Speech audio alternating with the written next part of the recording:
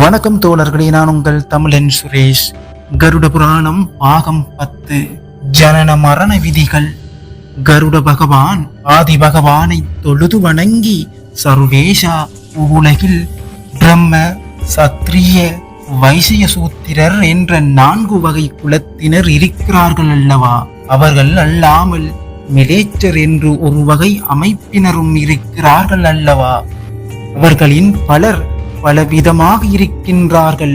அவர்கள் குறிப்பிட்ட காலத்தில் இறத்ததலுக்கு காரணம் என்ன என்பதை கூறி அருள வேண்டும் என்று வேண்டினான் கருடன். நெடுமால் கருடனை நோக்கி, நீ கேட்ட கேள்வி சிறந்ததுதான். அதற்குரிய விடையை கூறுகின்றேன் கேள். உயிரினங்கள் மறிக்கும் காலத்தில் ஜீவனை கவர்வதற்கென்றே காலன் என்பவன் நியமிக்கப்பட்டிருக்கின்றான். உலகத்தில் வாழ்கின்ற ஜீவர்கள் அவர்கள் செய்யும் பற்பல விதமான தோஷங்களால் ஆயுள் குறைந்து மாய்கின்றார்கள். மரித்தவன் வீட்டில் உணவு அருந்துவோனும், பிறருடைய மனைவியை புணர்வதற்கு இச்சைப்பவனும், தனக்கு தகாத இழிதொழிலை செய்பவனும் வாழ்நாளை இழப்பார்கள்.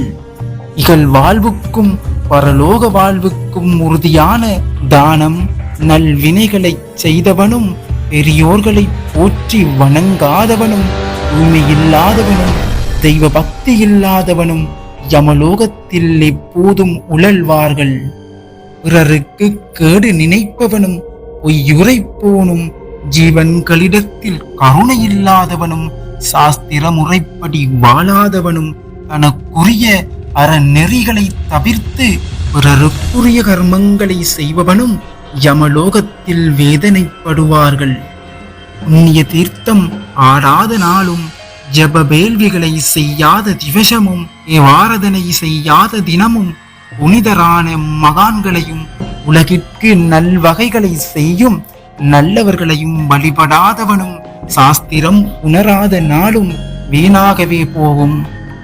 சூஸ்திர மரபின் பிறந்தவன் பிரம்ம குலத்தினரே தெய்வம் என்று நினைத்து பக்தி செய்து அவரிட்ட தொழிலை புரிந்து தாசனாயிருப்பானாகில் அவன் நற்கதியை அடைவான்.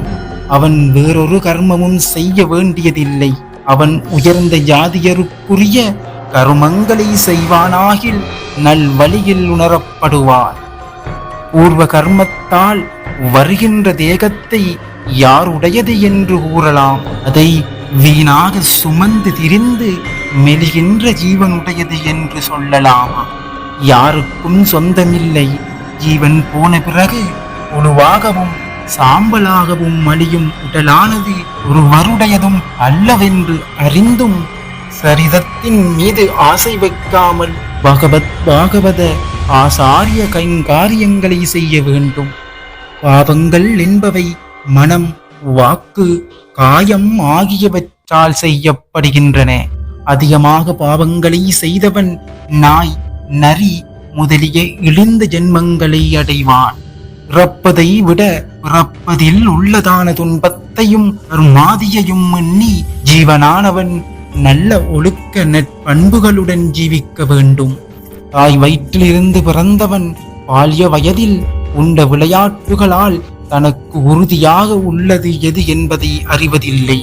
முதுமை பருவத்தில் சோர்வாலும் ஏச்சத்தாலும் ஒன்றையும் உணர்வதும் இல்லை. இவ்வித உறுதியை உணராமல் ஒளிபவரே மிக பலராவார்.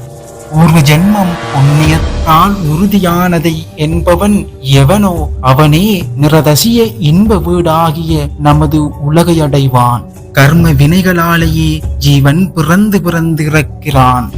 பிறந்து அதிக வயது உலகில் வாழாமல் 5 ஆண்டுகளுக்குள்ளாக மரிப்பவன் மகா பாவத்தினால் என்பதை அறிவாயாக. கொடிய பாவம் செய்தவனே இறந்த உடனே மரித்து மீண்டும் பிறந்து மடிகிறான். அவன் பிறந்ததலுக்கும் இறந்ததலுக்கும் கணக்கென்பதில்லை.